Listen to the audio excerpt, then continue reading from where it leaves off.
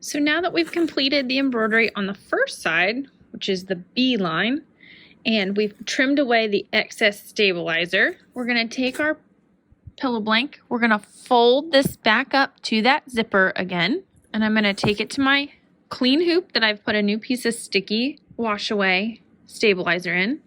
I'm going to line my fold up with the horizontal line, and I'm going to line my marked line A up with the vertical line. And then I'm just going to open this up, making sure that it lines up as it comes down, checking my point on the hoop, and then I'm just going to check to make sure when I lay this side down, it also appears to be lining up with the top registration mark. And then we're ready to take this back to the machine and set up for the next design.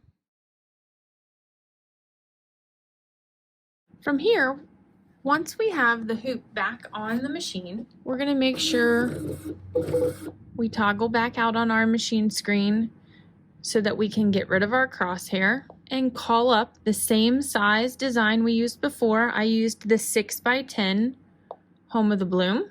I've got it in my hoop. And this time I want to make sure that I mirror my design because I don't want them facing the same direction.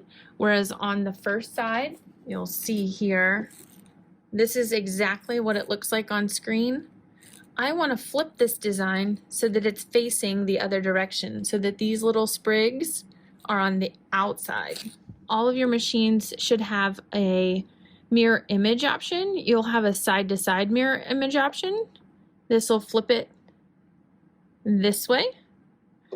And from here, if we do that, we'll have the same flower on the bottom, same on the top, the two white ones. Everything will be identical. It's just going to be mirrored from side to side. If you want to do it like they've done in the sample picture, where you can see that the large blue flower is on the bottom on one side and on the top on the other side, we're also going to want to make sure we mirror it up and down. So you can see when I turn these on or off, how the design moves. So I want to turn both my mirror on and off, or I'm sorry, mirror up and down and mirror side to side on before I start to stitch.